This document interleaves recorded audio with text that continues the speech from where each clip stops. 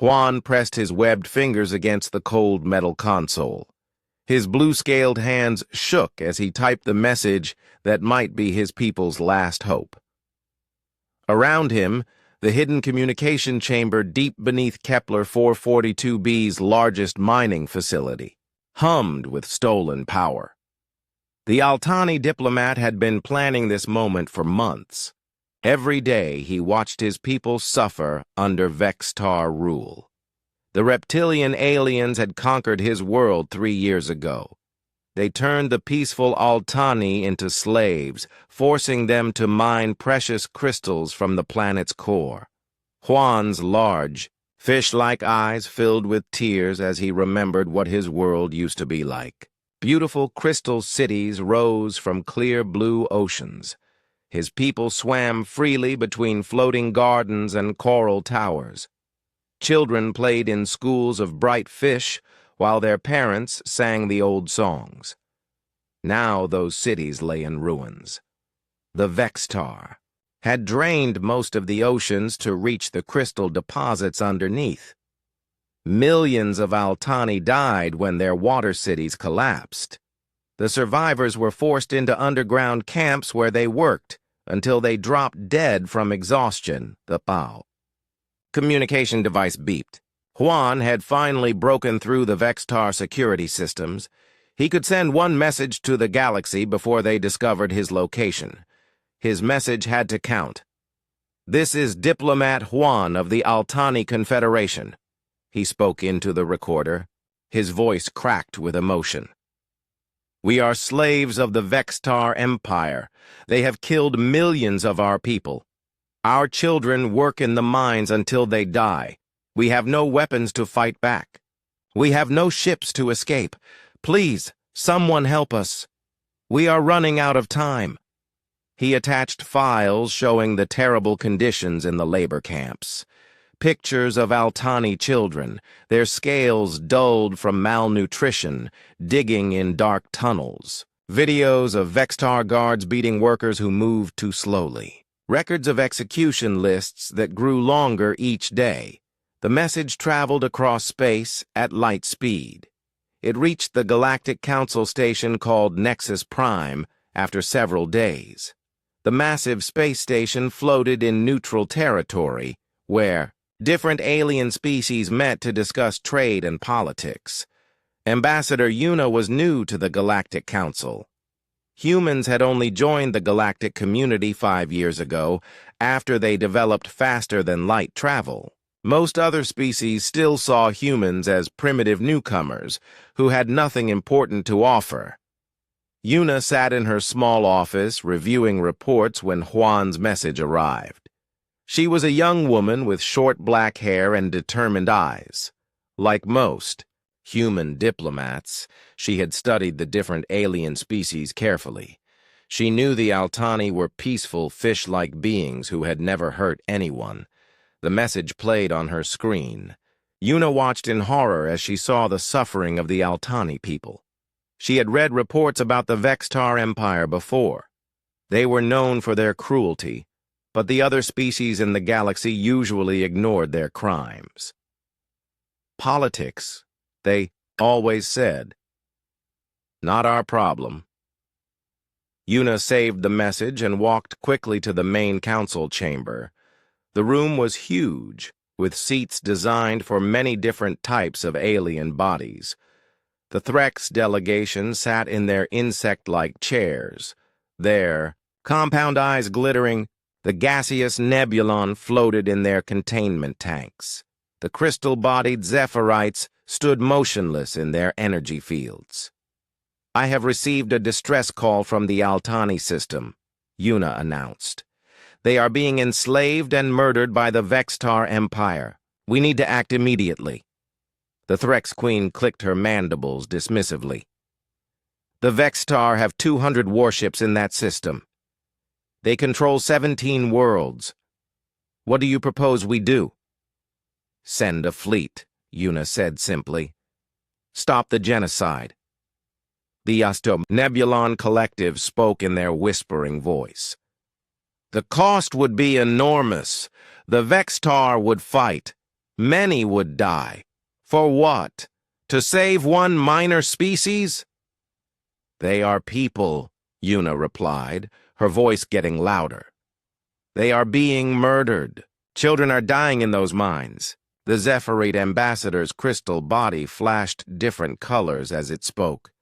Young human, you do not understand galactic politics. The Vextar are too strong.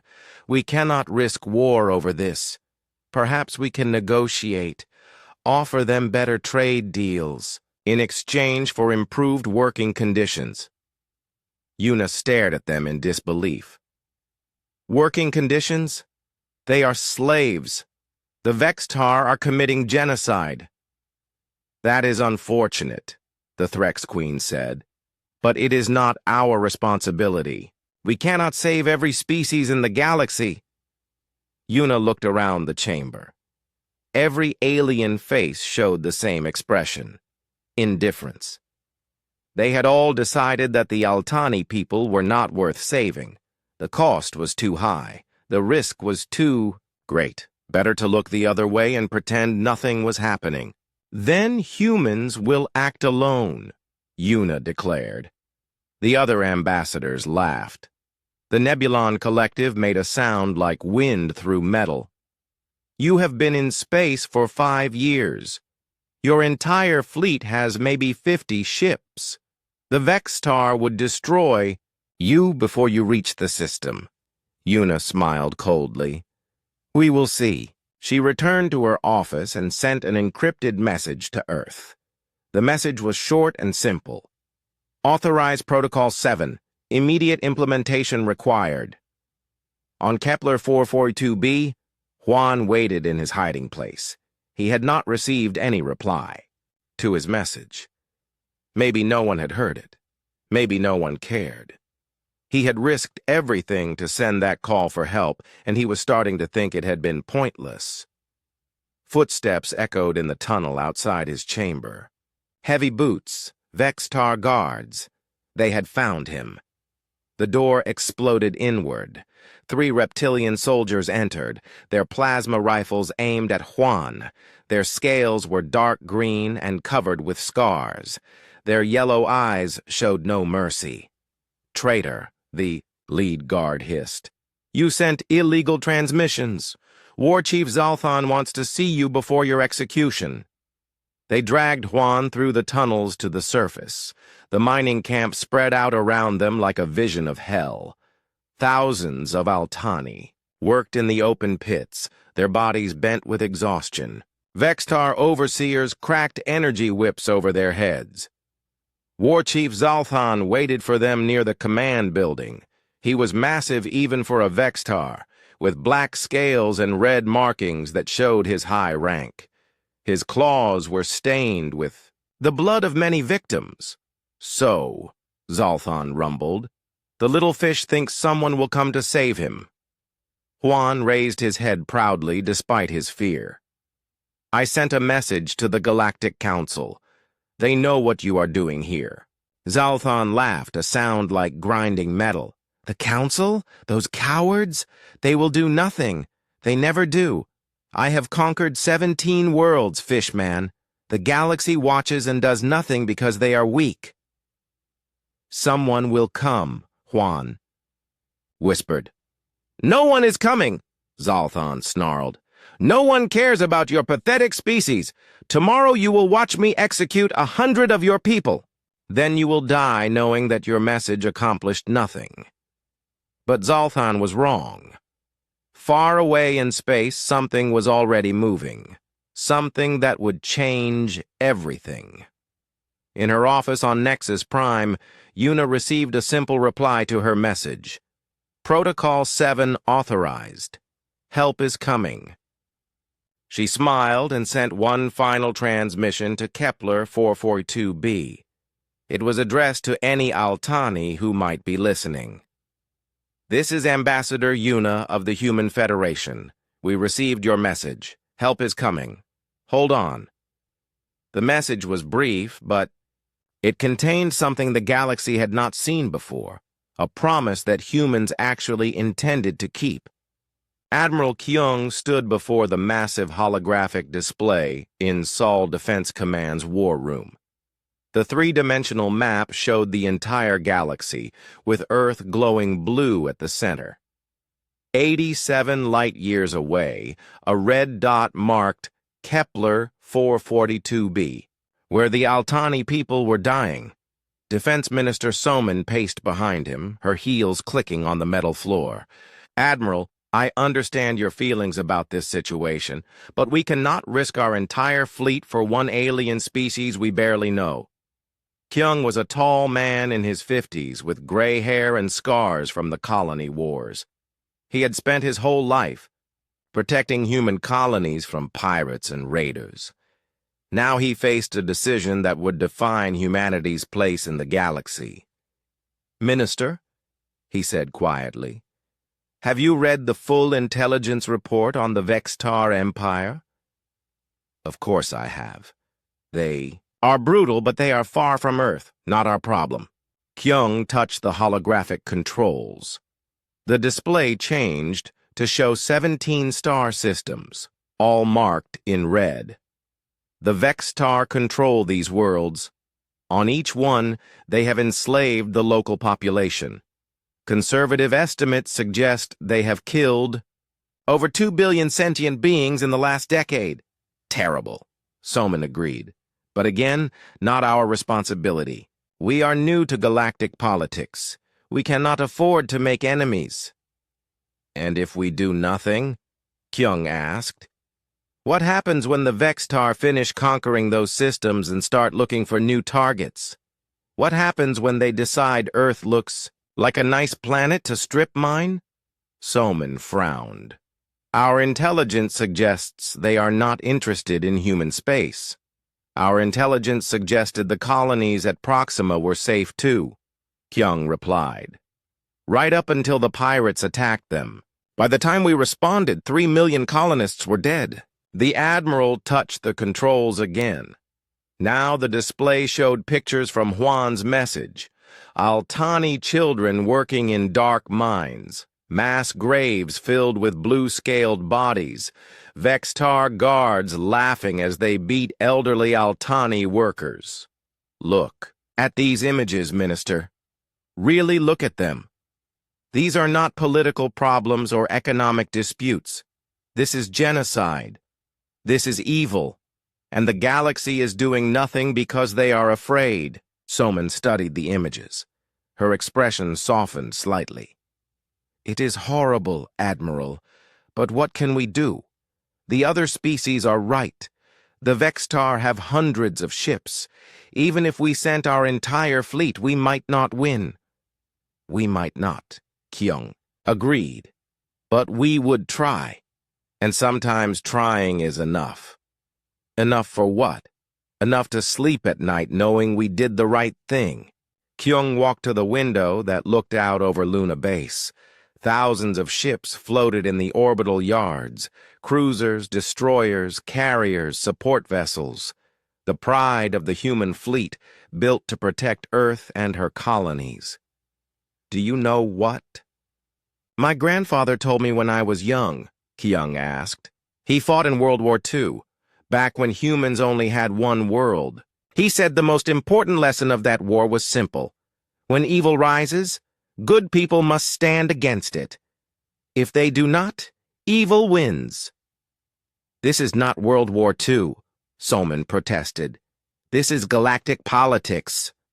"No," Kyung said firmly. "This is exactly the same thing. The Vextar are like the fascists my grandfather fought. They believe might makes right. They think they can murder anyone weaker than themselves. The only difference is the scale." He turned back to the holographic display. "The Galactic Council has failed. They had a chance to stop this genocide, and they chose politics instead. Fine. Humans will show them how it should be done. Admiral, I forbid you to deploy the fleet without proper authorization." "Then give me authorization." "I cannot. The President would never approve such a massive operation." Kyung smiled grimly. The President already has. I sent her the same. Intelligence report you read. Unlike the Galactic Council, she understands what is at stake. Soman stared at him in shock. You went over my head? I went to the person who makes the final decisions about war and peace. She agrees with me. Humans do not abandon innocent people to genocide, not when we have the power to help. Kyung activated his command console. Throughout the Sol system, priority alerts began flashing on thousands of screens. Fleet Command, Marine Command, Logistics Command, Supply Command. Every branch of the human military received the same message. Protocol 7 activated. Total fleet mobilization authorized. What? Is Protocol 7? Soman asked. Something we hoped we would never need, Kyung replied. Every available warship, every Marine regiment, every support vessel, the entire military might of humanity, mobilized for one purpose. On Mars, Admiral Bach received the order aboard her flagship. The veteran commander had been preparing for retirement, but now she found herself ordering the Second Fleet to immediate readiness. 200 ships began preparing for the longest journey in human military history. At Proxima Centauri, Admiral Haneul commanded the stealth frigates of the Special Operations Fleet. His ships were designed for reconnaissance and covert missions, but they would serve as scouts for the main force. 70 sleek vessels began loading special equipment for deep space operations. Captain Minho stood on the bridge of the TNS Indomitable, humanity's most powerful warship. The massive dreadnought had been built to defend Earth from any possible threat. Now it would carry that protection to aliens Minho had never met, on a world he had never seen. Sir, his communications officer reported, we have orders to proceed to Kepler 442b at maximum speed. Fleet strength, 847 vessels. Minho whistled softly. He had never seen a fleet that size. What kind of enemy requires that much firepower? According to the briefing, sir, the kind that commits genocide. Then we had better make sure we win. Throughout human space, the greatest military force in human history began to move. From Earth orbit, the First Fleet departed in formation. Massive dreadnoughts surrounded by screens of cruisers and destroyers. From Mars, the Second Fleet followed, carrier groups with their fighter squadrons and bomber wings. From the outer colonies, the Third Fleet joined them, assault ships carrying 400,000 Marines. Admiral Kyung watched from his command center as the fleet status reports came in. Green lights indicated ready vessels. Amber lights showed ships still preparing. Red lights marked vessels that could not deploy immediately. Sir, his aide reported, we have 847 ships ready for immediate departure. An additional 53 will join us within 48 hours. Total strength, 34 dreadnoughts, 156 cruisers, 298 destroyers, 200 frigates, 89 support vessels, 70 troop transports. Kyung nodded. It was the largest fleet ever assembled by any human government. And the other species? What do they think of our response? Intelligence reports suggest they expect us to send 30 to 50 ships at most. They consider our response irrationally disproportionate. Good, Kyung said. Let them think that. They are about to learn something important about humans. What is that, sir? When we promise to help, we keep that promise. Defense Minister Soman stood quietly in the corner, watching the organized chaos of fleet deployment. Admiral, she said finally, I hope you know what you are doing. So do I, Minister, but I know what we would be doing if we stayed home. Nothing, and that is not acceptable. The last ships departed Sol system 12 hours later. Behind them, Earth's orbital defenses went to maximum alert. If the gamble failed, if the fleet was destroyed, Earth would be vulnerable to any enemy that chose to attack. But Kyung was not thinking about failure.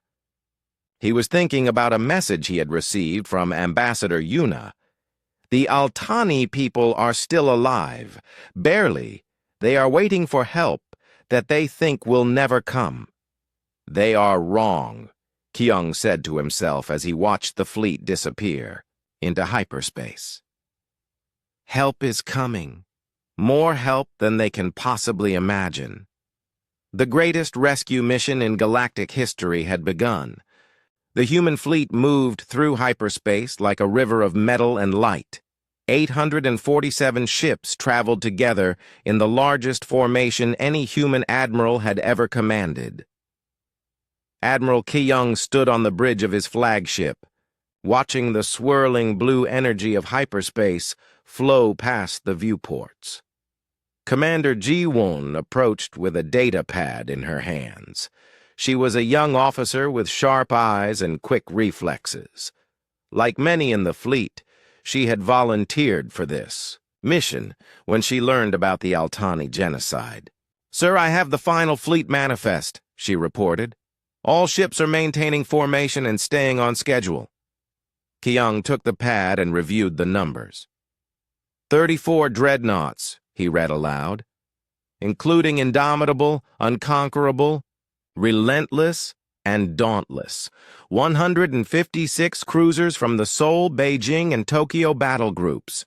298 destroyers from across human space. The support vessels are keeping up well, sir. The logistics officers estimate we have enough supplies for 6 months of sustained combat operations. And the Marines? Colonel Daeun reports all 400,000 troops are ready for planetary assault.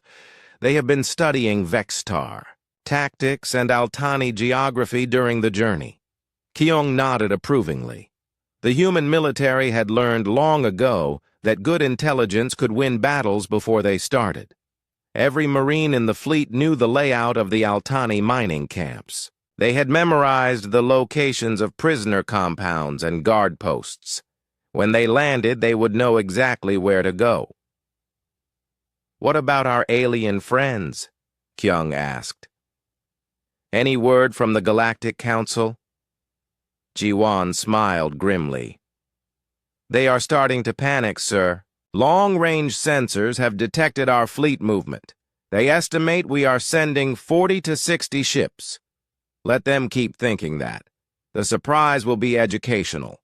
In another part of the ship, Intelligence Officer Taiho was briefing a group of senior captains on Vextar military capabilities. The young officer had spent months studying every available piece of information about humanity's enemies. The Vextar Empire relies on overwhelming firepower and psychological warfare, he explained to the assembled captains. Their ships are built like hammers, crude but effective against defenseless targets. Captain Minho of the Indomitable raised his hand. "What about their battle tactics?" "Simple and brutal. They form a battle line and charge straight at the enemy, firing everything they have. It works well against species that panic under pressure. And against species that do not panic?" Taiho shrugged. "We are about to find out." The Vextar have never faced a prepared enemy with equal firepower. Most of their victims had no military forces at all. Captain Yunji of the cruiser, Seoul, asked, "What about their ground forces?" "Better equipped than their navy, but still relying on fear tactics. They use energy whips, plasma rifles, and personal shields. Their armor is designed to look intimidating rather than provide maximum protection." "Weaknesses?" "Several. They have no experience with coordinated defense. They expect enemies to break and run when faced with superior numbers. They have never fought an enemy that refused to be intimidated." The captains exchanged glances. Human military doctrine emphasized coordination, discipline, and adaptability. everything the Vextar seemed to lack. Meanwhile, on Nexus Prime, the Galactic Council was receiving increasingly alarming reports. The Threx Queen paced in her chamber, her compound eyes reflecting the light from her communication screens. "The energy signatures are impossible," she chittered to her subordinates. "No species would send such a large fleet for a rescue mission. The cost alone would bankrupt most governments." Her intelligence officer, a smaller Threx with darker carapace, consulted his datapad. "The humans have been building ships at an unprecedented rate, my queen. Their industrial capacity appears to be much larger than we estimated." "How large?" "We may have underestimated their total fleet strength by a factor of 10.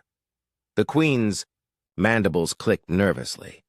"Contact the human ambassador. I want to know exactly what they are planning." But Ambassador Yuna was not answering her communications. She sat in her office, monitoring the progress of the human fleet with quiet satisfaction. The other species had ignored the Altani cry for help. Now, they would see what happened when humans made a promise. The Nebulon Collective was also trying to understand the human response. Their gaseous forms swirled in agitation as they calculated the economic cost of such a massive military operation. "Irrational," they whispered in their wind-like voices. "No logical species would expend such resources for strangers. The humans must have hidden motives.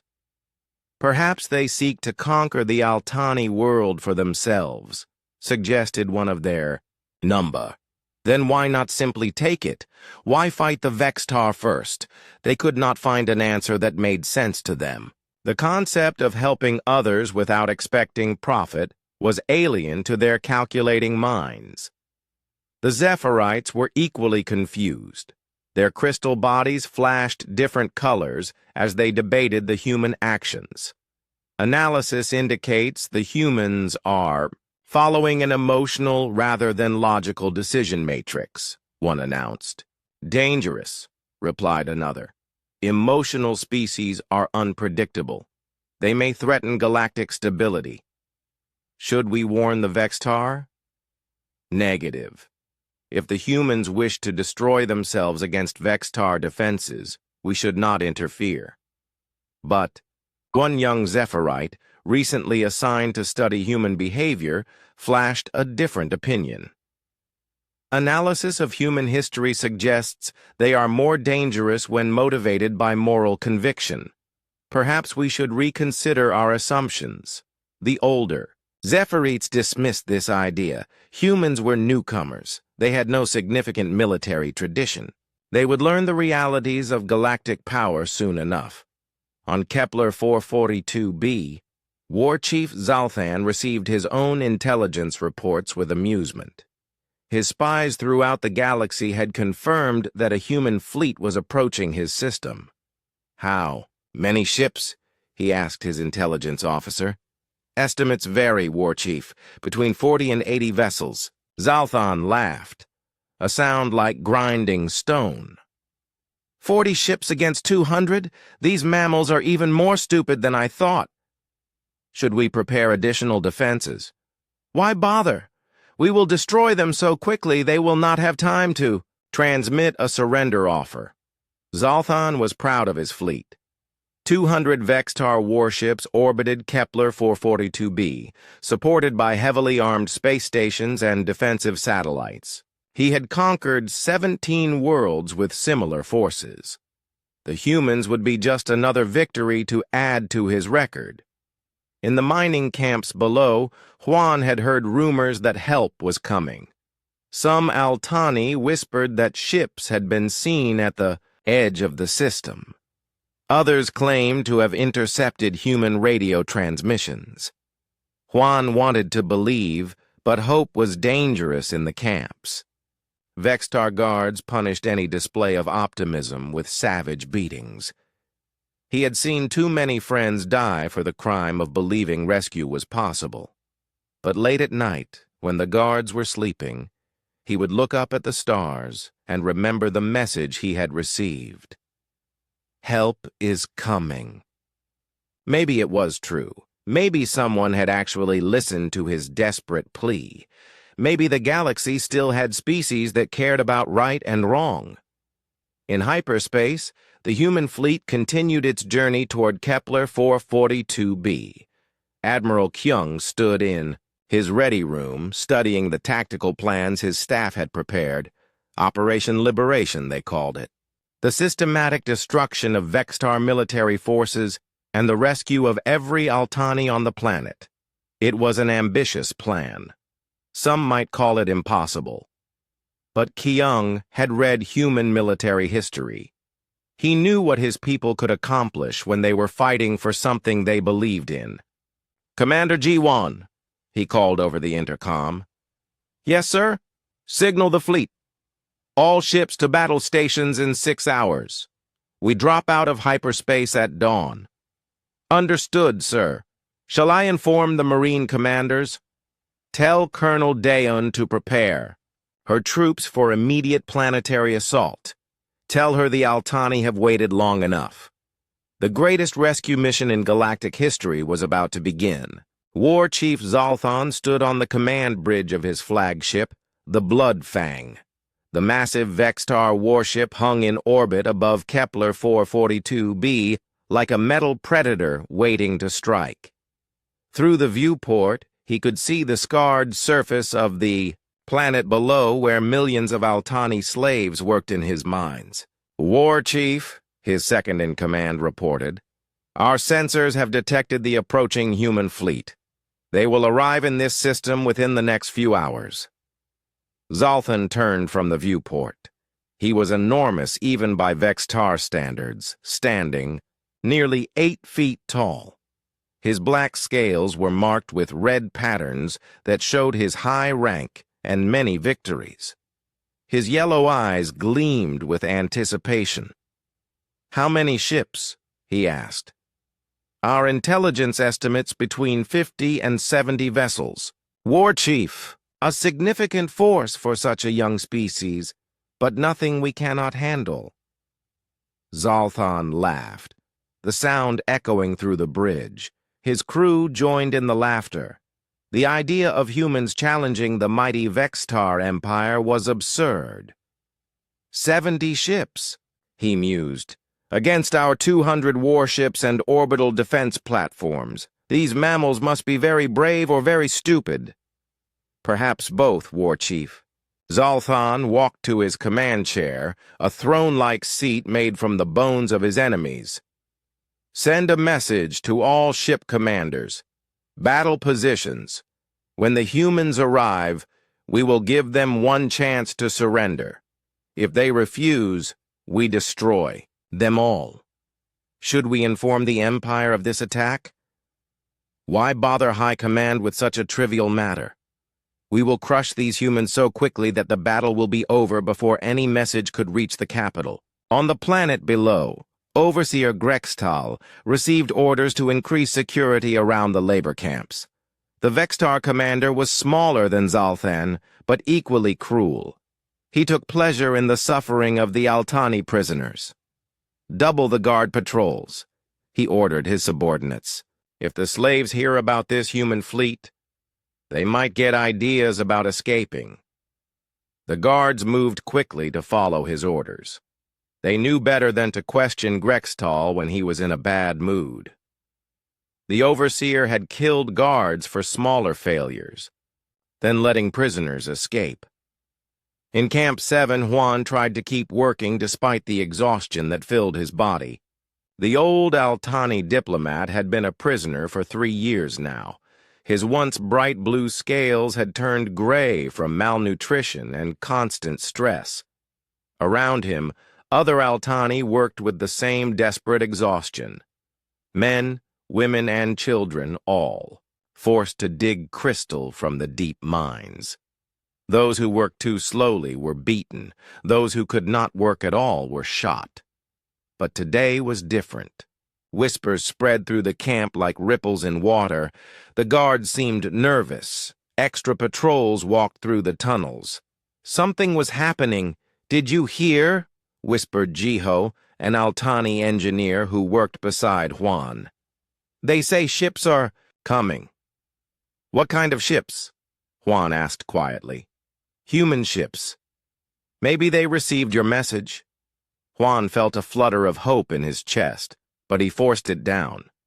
Hope was dangerous in the camps. Too many Altani had died believing rescue was coming. The Vextar liked to spread false rumors just to crush the spirits of their prisoners. Even if it is true, Juan whispered back, what can a few human ships do against the Vextar fleet?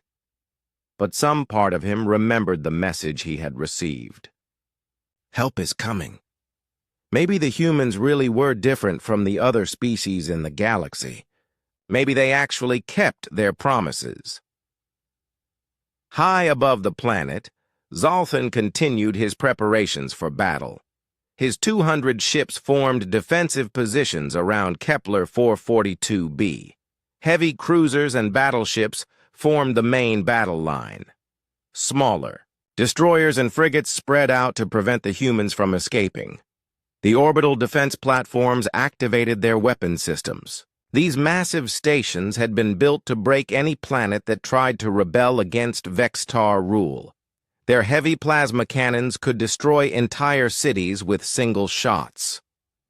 War Chief, his communications officer reported, "We are receiving long-range scanner data on the human fleet. Display it."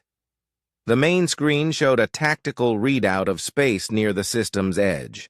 Energy signatures indicated ships dropping out of hyperspace, but the readings seemed confused and contradictory. Something is wrong with our sensors, the officer said. The readings show far more ships than our intelligence predicted. How many more? The computer estimates? This cannot be right. How many? Zolthan demanded. Over 800 vessels, War Chief. But that is impossible. Zolthan stared at the display. 800 ships? No species in the galaxy had ever assembled such a fleet for any purpose, let alone a rescue mission. The sensors had to be malfunctioning. Run. A full diagnostic on all sensor systems, he ordered, and get me a direct visual on the human fleet. Yes, War Chief. On Nexus Prime, the Galactic Council was receiving their own sensor readings of the human fleet. The numbers were so incredible that most species refused to believe them. The Threx Queen paced frantically in her chamber. 847 ships, she chittered. Impossible. No species would commit such resources to saving strangers. The Nebulon Collective swirled in agitation. Our economic models cannot account for such irrational behavior. The cost of this operation exceeds the gross planetary product of most worlds. The Zephyrites flashed urgent colors as they recalculated their estimates of human military power. Previous assessments were incorrect by factors of magnitude. Humans possess significantly more industrial capacity than reported. Ambassador Yuna sat in her office, calmly reading reports from the human fleet. She had known this moment would come, when the galaxy realized they had seriously underestimated humanity. Her communication system chimed. Messages were pouring in from every major species in the galaxy. They all wanted to know the same thing. What were the humans planning? Yuna ignored most of the messages, but she did respond to one, a desperate communication from the Threx Queen. Ambassador Yuna, we must speak immediately. The human fleet approaching Kepler 442b appears to be of unprecedented size. What are your intentions? Yuna's reply was simple. Our intentions are exactly what we stated. We are going to help the Altani people. With 800 ships? With as many ships as necessary. Back at Kepler 442b, Zolthan was losing his confidence. The sensor diagnostics had confirmed what he did not want to believe. The human fleet really was massive beyond all reason. War Chief, his tactical officer, reported nervously. Visual confirmation of human fleet composition. 34 dreadnought class. Vessels. Over 150 cruisers. Nearly 300 destroyers. Unknown number of support vessels. Zoltan felt something he had not experienced in many years. Fear. His 200 ships suddenly seemed very small compared to the armada approaching his system. "Send a message to High Command," he ordered. "Request immediate reinforcements." "How many ships should we request?" "All of them." The communications officer worked frantically at his console. "War Chief, the nearest Vextar fleet is 4 weeks away. Even at maximum speed, they cannot reach us in time." Zoltan's claws scraped against his command chair. 4 weeks. The humans would be here in hours. "Send a message to the human fleet," he decided. "Warn them to stay away from this system." The message was transmitted on standard galactic frequencies. "Attention, human vessels. This system belongs to the Vextar Empire. You are trespassing in Imperial space. Turn back immediately or face destruction." The human response came quickly. A calm voice spoke over the communications channel with clear authority. "This is Admiral Kyung of the Terran Navy. You have enslaved and murdered the Altani people. You have 24 hours to release all prisoners and withdraw from this system. This is your only warning." Zoltan stared at the communication console in disbelief. The humans were demanding that he surrender. They were telling him to withdraw. From his own conquered territory, War Chief, his second-in-command, asked quietly. "What are your orders?" Zoltan looked out at his fleet. 200 of the most powerful ships in the Vextar Empire. He had conquered 17 worlds with forces smaller than this. He was War Chief Zoltan, terror of the galaxy, destroyer of species. But for the first time in his life, he was facing an enemy that was not afraid of him. "Prepare for battle," he ordered. "If the humans want to fight, we will give them one they will never forget." His crew hurried to follow his orders, but Zoltan could see the doubt in their eyes. They had all seen the sensor readings. They knew what was coming. In the mining camps below, Juan felt the ground shake as the orbital platforms powered up their weapons.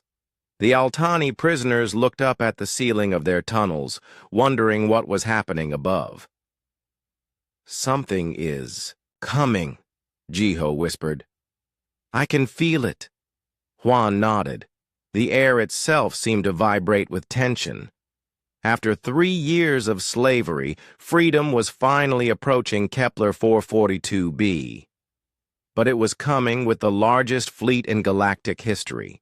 The moment came without warning. 1 second, the space around Kepler 442b was empty except for the Vextar fleet. The next second, the darkness exploded with light as hundreds of human ships dropped out of hyperspace. Admiral Kyung stood on the bridge of the Indomitable as reality reasserted itself around his flagship. The swirling blue energy of hyperspace faded away, replaced by the normal blackness of space. But this space was not empty. Directly ahead, the Vextar fleet waited in defensive formation. "Fleet status report," he ordered calmly. Commander Jiwon checked her displays. "All ships have successfully dropped out of hyperspace, Admiral. No casualties during transition. Fleet is maintaining formation as ordered." Vextar response. "Their ships are powering weapons and moving to intercept positions. Long-range sensors show significant activity around their orbital platforms." Kyung nodded. The enemy was reacting exactly as his intelligence officers had predicted. The Vextar were preparing for a straightforward battle, ship against ship. They had no idea what they were really facing. On the Blood Fang, War Chief Zoltan stared at his tactical display in growing horror. The human fleet was not 40 ships or 70 ships. It was not even 200 ships. The display showed vessel after vessel materializing from hyperspace. Cruisers, destroyers, battleships, carriers, and massive dreadnoughts that dwarfed even his flagship. "How many?" he whispered. His tactical officer's voice shook as he reported the numbers. 847 vessels confirmed, War Chief. Still counting support ships. Impossible. The sensors are not malfunctioning, War Chief. Visual confirmation shows they fill the space from here to the outer planets. Zoltan looked through the Bloodfang's main viewport. In the distance, he could see the lights of human ships spreading across the darkness like a constellation of metal stars. His own fleet, which had seemed so powerful just moments before, was suddenly tiny by comparison. "Sir," his communications officer reported, "we are receiving transmissions from ships throughout the fleet. Our captains are requesting orders." What orders could he give? Zoltan had built his career on commanding superior numbers. He had never faced an enemy fleet larger than his own, let alone one that outnumbered him 4-1. On Nexus Prime, the Galactic Council watched their long-range sensors with stunned silence. The scale of the human response was beyond anything in their recorded history. The Threx Queen's compound eyes reflected the lights of her display screens. "This changes everything," she chittered to her advisors. "If humans can assemble such a fleet for strangers, what could they do to protect themselves? Or to attack enemies?" One of her subordinates added nervously. The Nebulon Collective swirled in their containment tanks, their gaseous forms agitated by confusion. "Revision of human threat assessment required," they whispered. "Previous calculations completely inadequate." The Zephyrite stood motionless, their crystal bodies flashing rapid sequences of color as they processed this new information. "Human military capacity exceeds all previous estimates by factor of 20, one announced. "Galactic power balance has shifted significantly." Ambassador Yuna received dozens of urgent communications from species across the galaxy. They all wanted to know the same things. How many ships could humans really build? What were their true intentions? Should the galaxy be worried about this new military power? Yuna answered only one message from the Threx Queen. "You asked why we sent so many ships. The answer is simple. When humans promise to help, we keep that promise." But the Queen was not satisfied. No rational species commit such resources to helping strangers.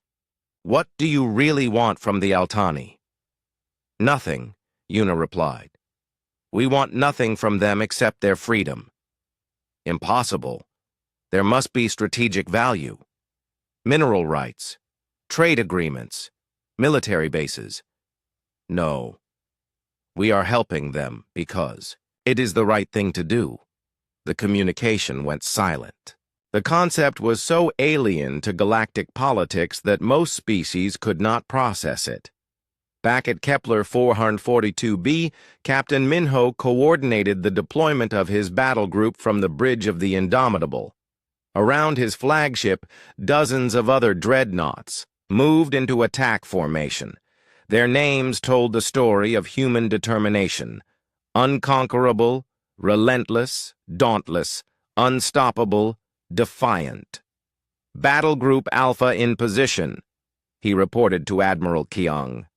"Ready to engage orbital platforms." "Battle Group Beta reporting ready," came another voice over the communications channel. "Cruiser squadrons deployed for fleet engagement.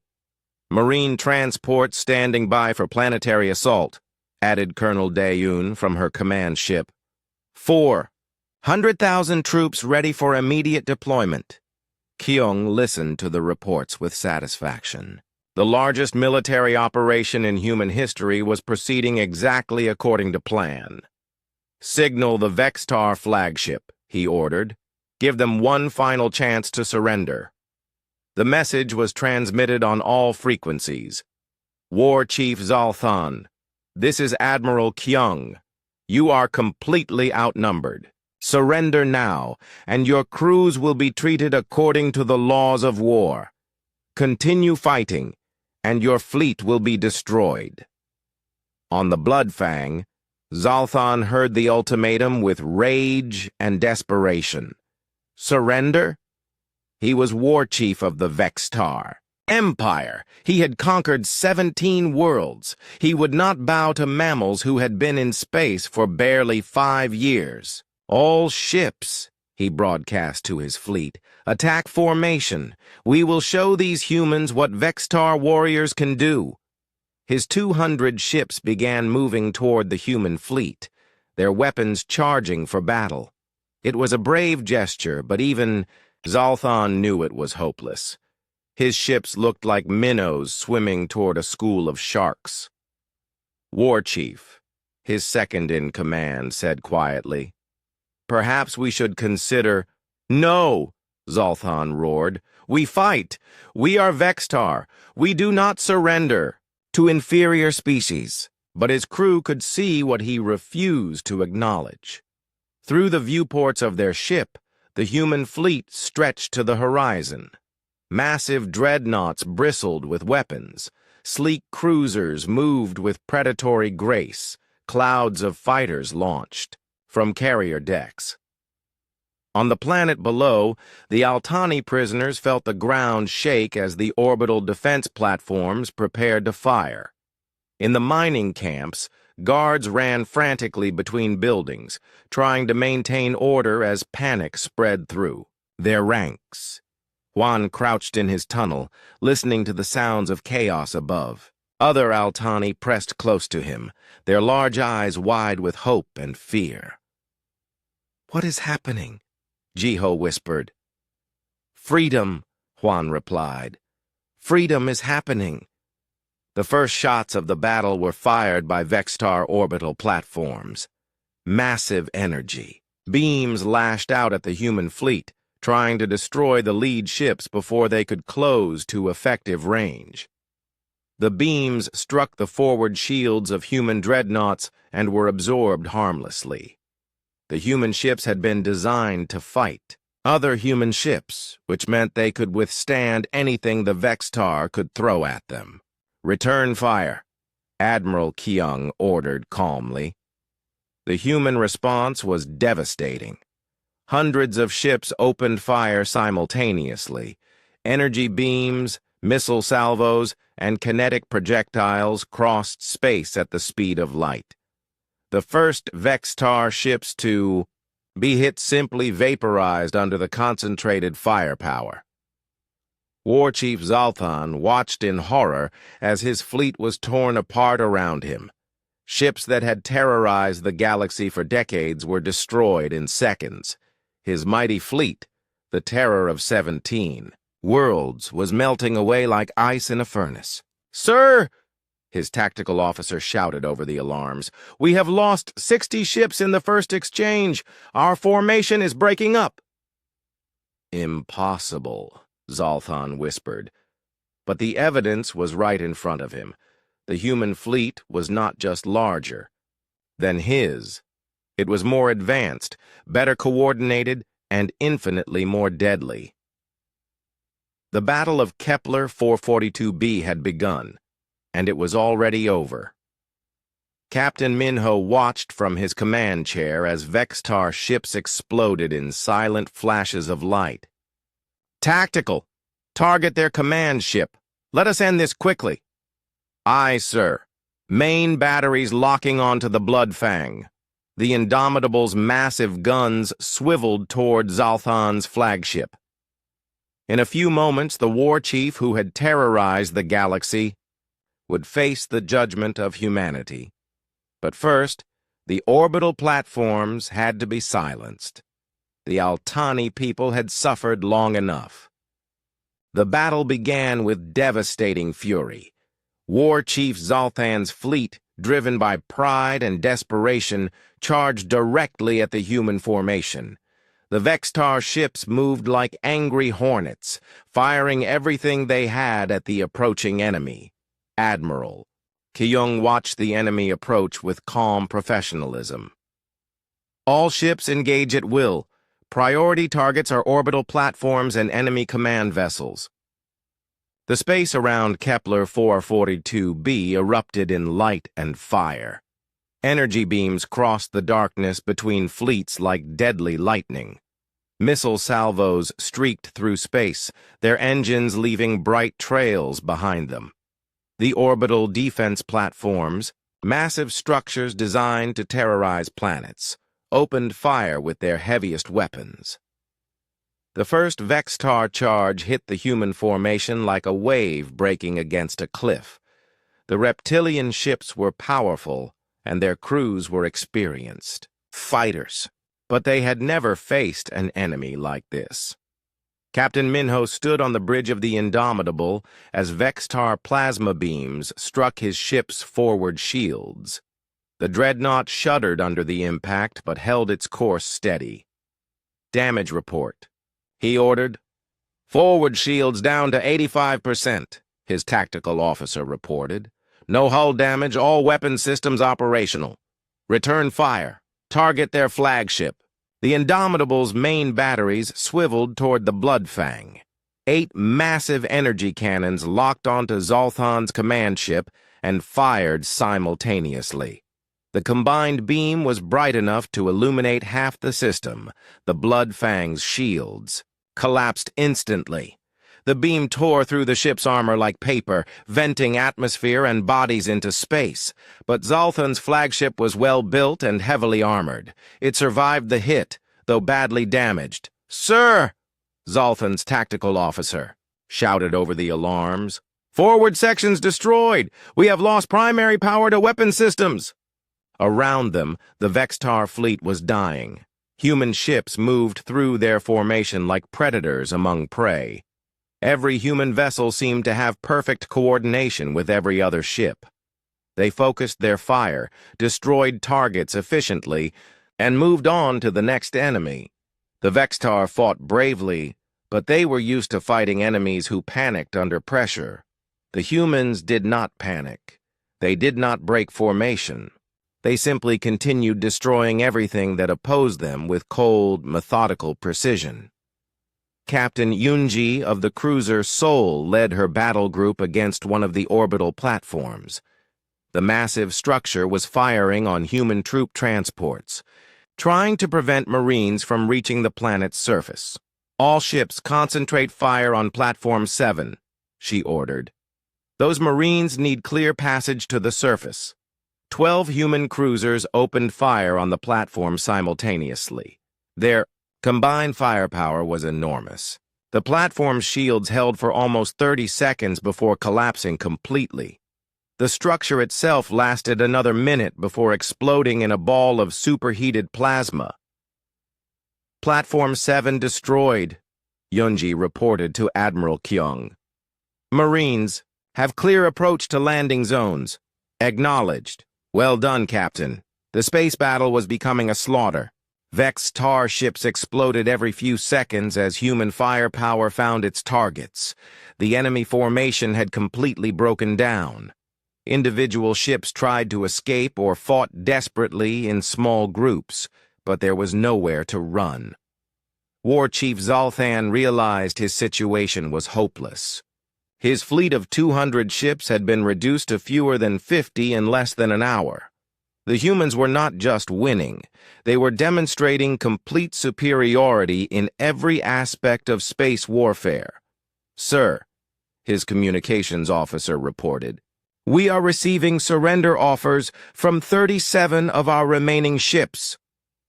Zolthan's claws scraped against his command chair. Surrender. The word tasted like poison in his mouth.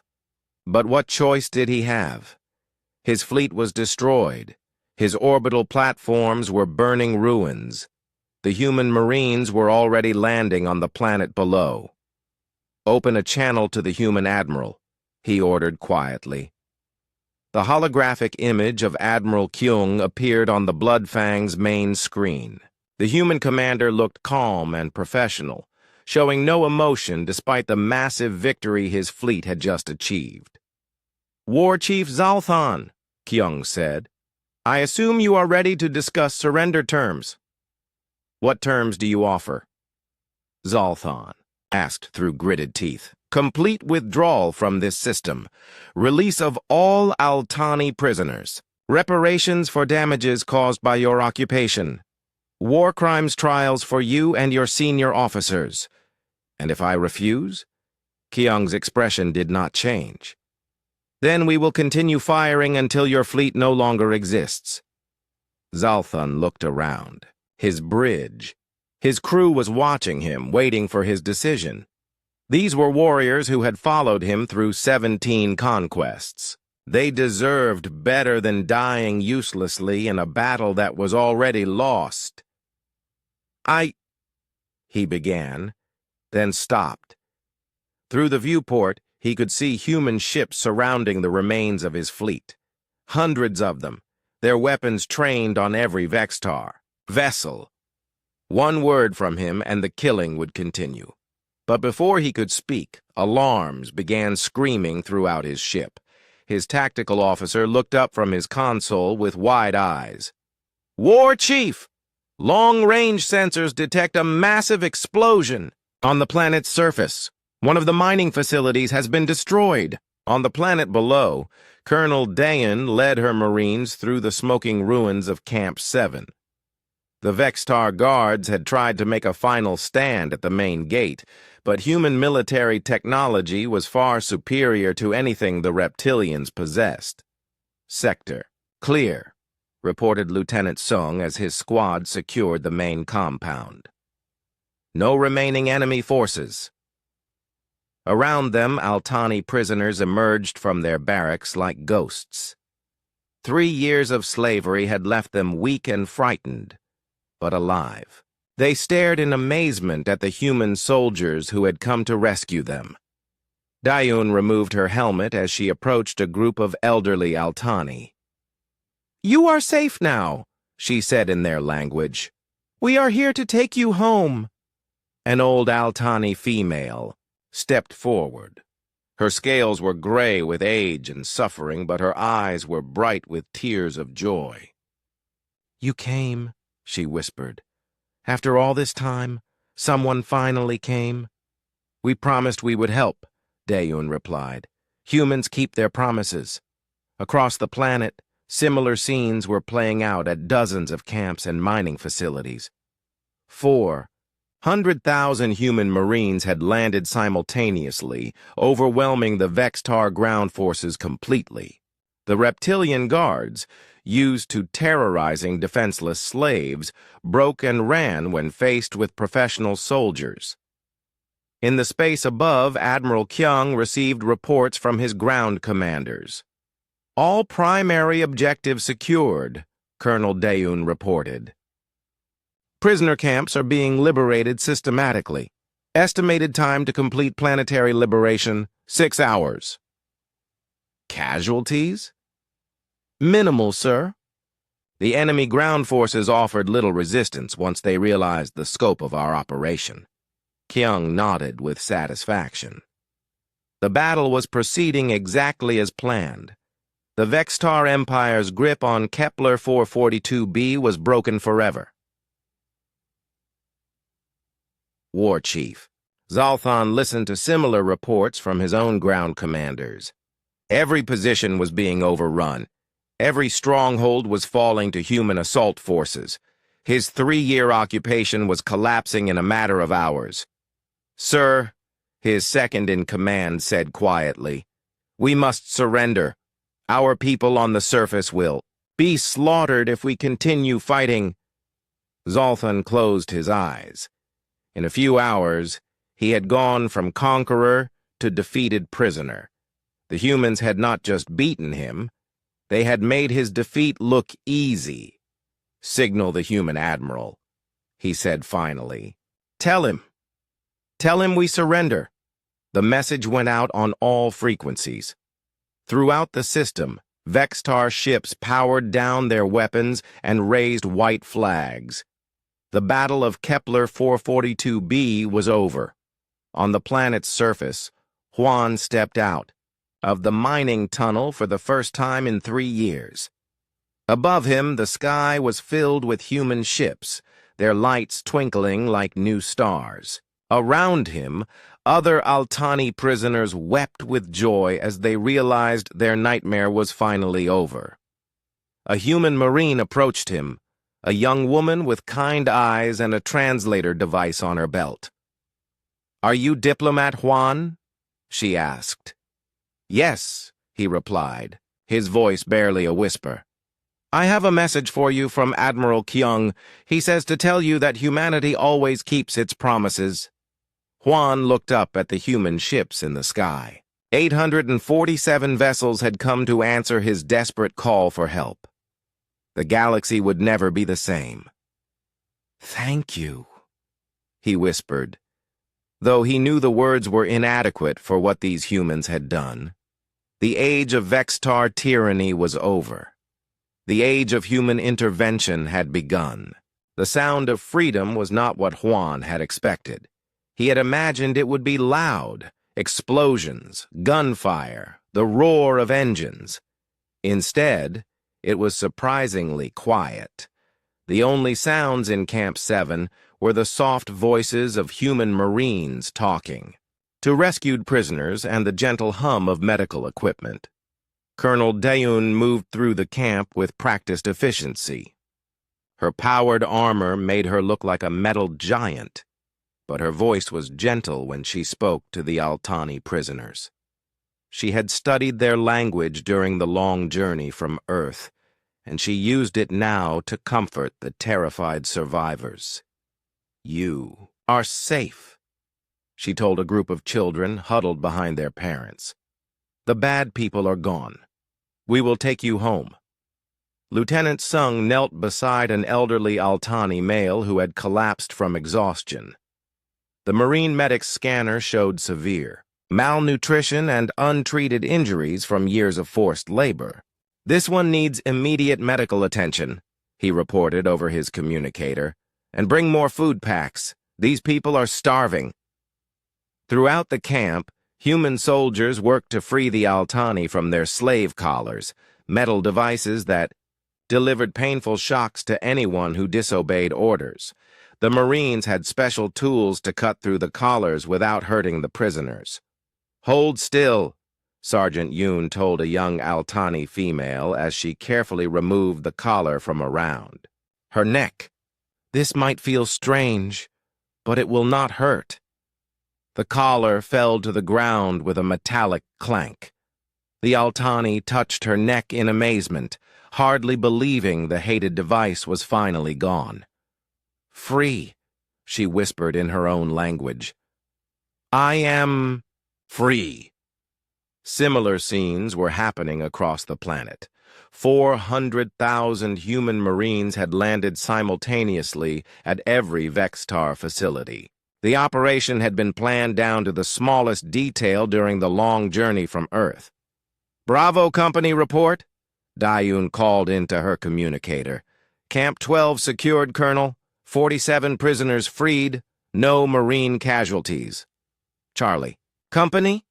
"Mining Station 5 liberated. 212 prisoners. The Vextar Guard surrendered without a fight." "Delta Company?"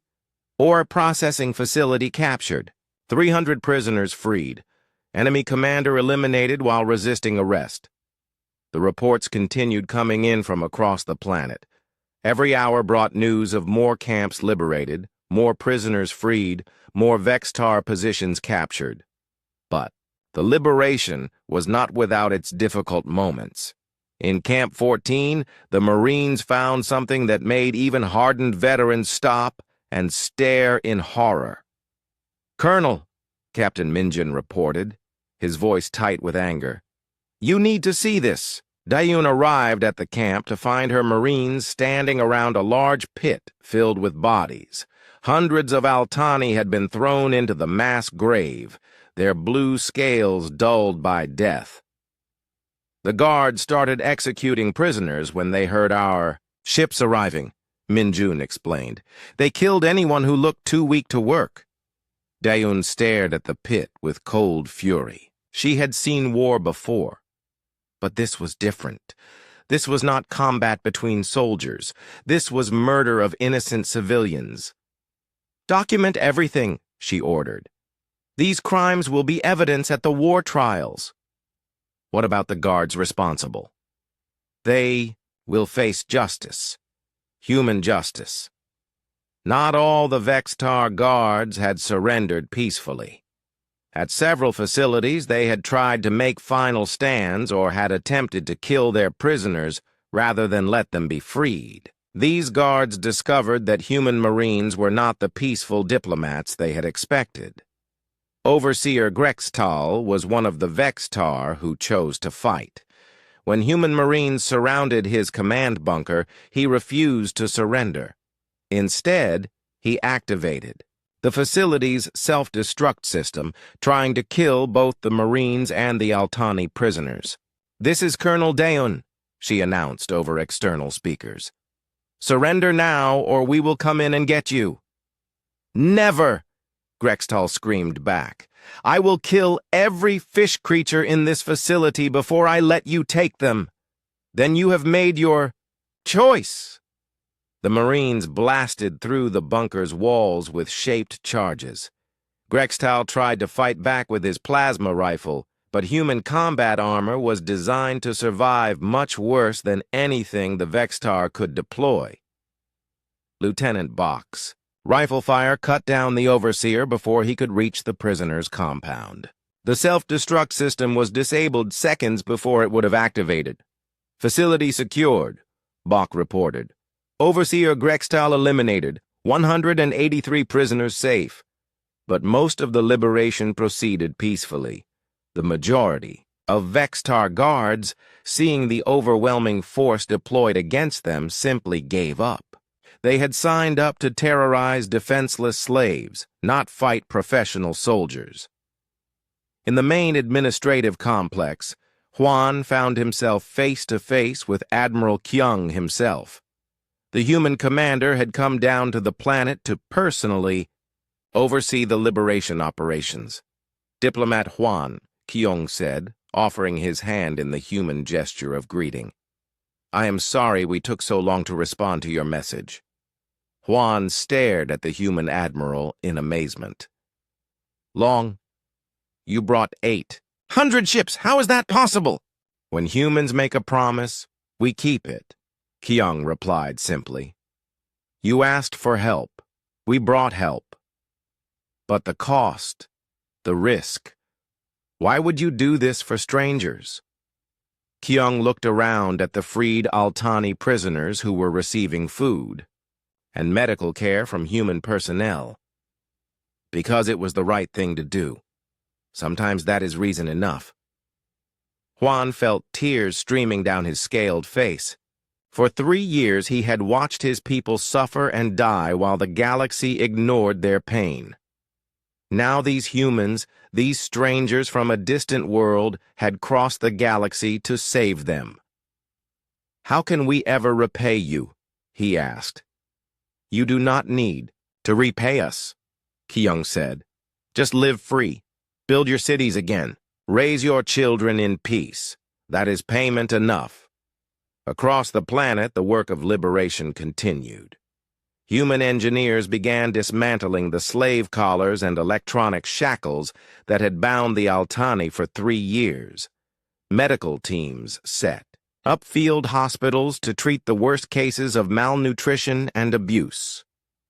Captain Sora of the Medical Corps worked tirelessly to save Altani children who had been forced to work in the deepest mines. Many were barely alive, their small bodies damaged by years of hard labor and poor food. "This one will live," she told a worried Altani mother as she finished treating a young child. "But it will take time for her to recover fully." "Thank you," the mother whispered, clutching her daughter close. "Thank you for bringing her back to me." The human Marines also began the grim work of collecting evidence of Vextar war crimes. Every mass grave was documented. Every torture chamber was photographed. Every record of executions and beatings was preserved. The galaxy needs to see this, Colonel Dayoun explained to her officers. They need to understand why we came here, why this was necessary. Lieutenant J nodded grimly as he sealed another evidence container. The other species always said the Vextar were not that bad. They said intervention was too expensive, too risky. Now they will see the real cost of doing nothing, Dayoun replied. As the hours passed, more and more camps were liberated. The Marines found Altani, who had been prisoners so long they had forgotten what freedom felt like. Some had been children. When they were captured and were now adults who had never known life outside the camps. Sergeant Kim found one such group in the deepest mine on the planet. 12 young Altani adults who had been working in darkness for over a decade. When her squad's lights illuminated their faces, they cowered in terror. "It is okay," she said gently in their language. "We are here to help you. The war is over. You are free." "Free?" one of them whispered. "What does that mean?" Kim felt her heart break at the question. These people had been slaves for so long they had forgotten what freedom was. "It means you can go where you want to go," she explained patiently. "Do what you want to do. No one will hurt you anymore." Slowly, carefully, the Marines led the prisoners up toward the surface. Many had not seen sunlight in years. They blinked in amazement at the sky above, hardly believing they were really outside. By the end of the first day, over half the planet had been liberated. The Vextar forces were completely broken. Those who had not surrendered were dead. Those who had surrendered were being held as prisoners of war, awaiting trial for their crimes. Admiral Kyung stood in the ruins of what had once been the planet's capital city. The Vextar had destroyed most of the beautiful crystal architecture when they first conquered the world. But even in ruins, he could see that it had once been magnificent. "We will help you rebuild," he promised Juan, who stood beside him surveying the destruction. "Human engineers can restore your cities. Our doctors can heal your people." "Why?" Juan asked again. "Your own people must need help too. Why spend your resources on us?" Kyung was quiet for a moment, thinking about how to explain human nature to an alien who had never encountered it before. "Long ago on Earth," he said finally, "there was a terrible war. Evil people tried to conquer the world and kill everyone who was different from them. Many species might have given up, but humans fought back. We fought because we believed that freedom was worth any price." "And you won?" "Eventually. But we learned something important during that war. We learned that evil can only succeed when good people do nothing to stop it. We promised ourselves that we would never again stand by and watch innocent people suffer. 6 months after the Battle of Kepler 442b, Ambassador Yuna stood before the full Galactic Council in the Great Chamber of Nexus Prime. The massive room was packed with representatives from dozens of species, all waiting to hear her report on humanity's actions. The chamber buzzed with nervous energy. In the months since the liberation of the Altani, the human fleet had not returned to Earth as expected. Instead, reports had been flooding in from across the galaxy. The humans were moving from system to system, systematically destroying every Vextar military installation they could find. "The chair recognizes the human ambassador," announced the council speaker, a tall, crystalline being whose body reflected the chamber's lights. Yuna walked to the central podium with calm confidence. She carried with her a data pad containing reports that would shock the galaxy. Around her, the various alien species watched with a mixture of fear and curiosity. "Honored representatives," she began, "I am here to provide an update on humanity's ongoing military operations against the Vextar Empire." The Threx Queen's compound eyes glittered as she leaned forward in her seat. "Ambassador, our intelligence reports suggest your fleet has attacked 17 different star systems. This goes far beyond the rescue mission you originally described." "You are correct," Una replied calmly. "We have liberated 17 worlds from Vextar control. We estimate that over 50 million beings have been freed from slavery." A wave of shocked chittering gasps and electronic sounds swept through the chamber. The Nebulon Collective swirled in their containment tanks, their gaseous forms agitated by disbelief. 17 worlds, the Collective whispered. "The economic cost must be enormous. What do you gain from this expansion?" "We gain nothing," Una said simply. "We ask for no payment, no tribute, no special trading rights. We do this because slavery is wrong and because we have the power to stop it." The Zephyrite ambassador's crystal body flashed rapid sequences of red and yellow, colors that indicated extreme agitation.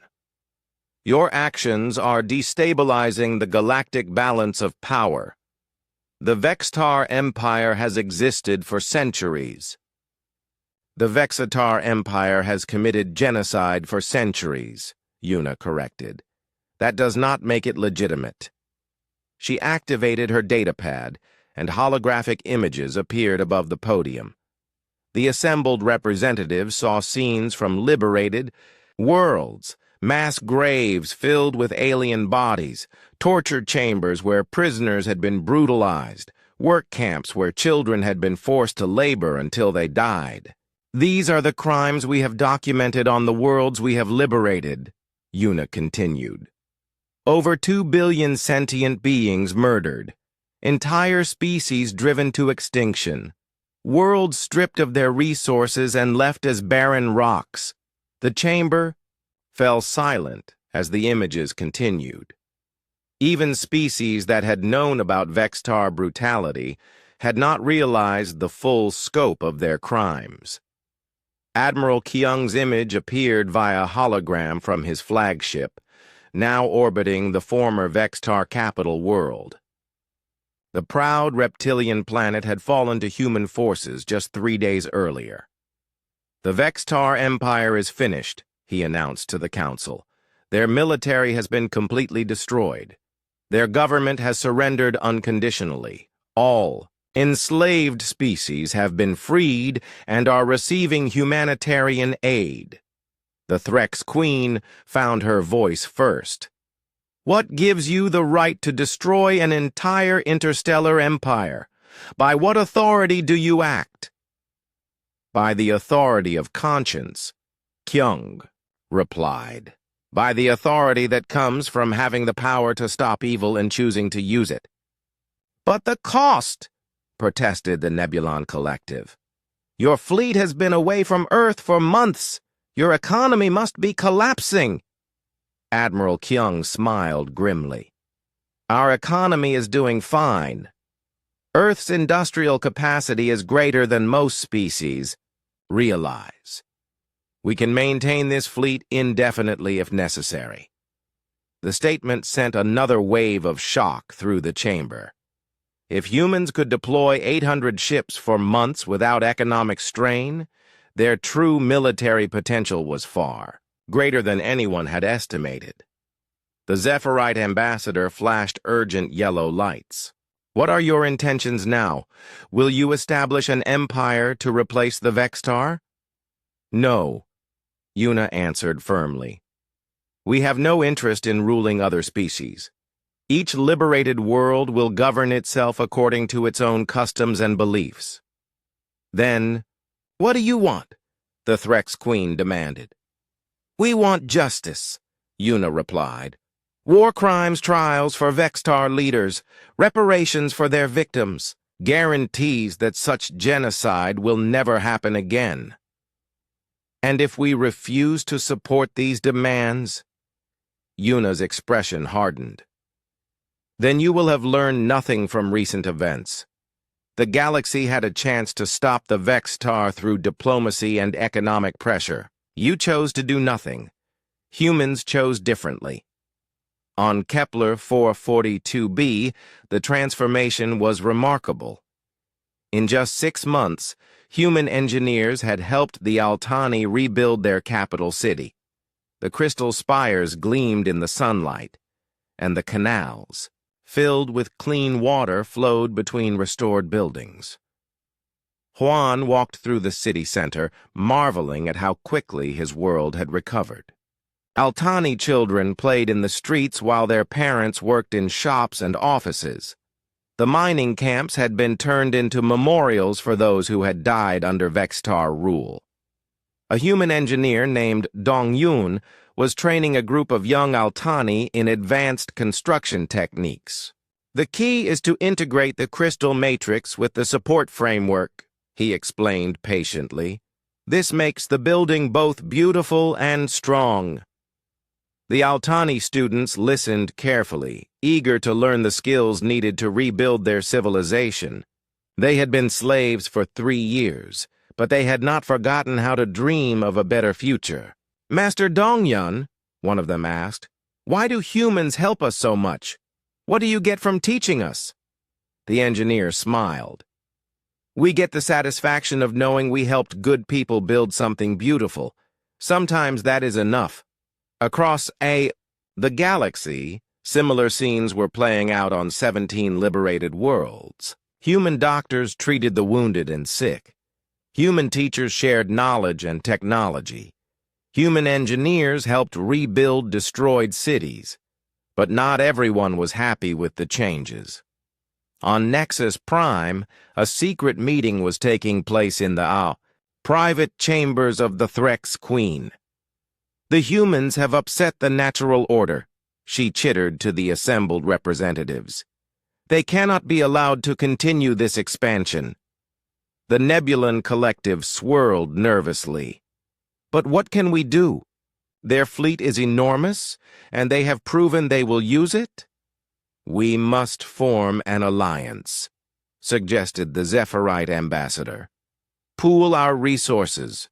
Present a united front against human aggression. Human aggression? The voice came from the chamber's entrance, where Ambassador Yuna had quietly entered. Is that what you call stopping genocide? The conspirators stared at her in shock. How had she known about their secret meeting? We call it destabilization, the Threx Queen said defiantly. You have destroyed an empire that maintained order for centuries. Order? Yuna laughed bitterly. You call slavery and mass murder order? No wonder the galaxy has so many problems.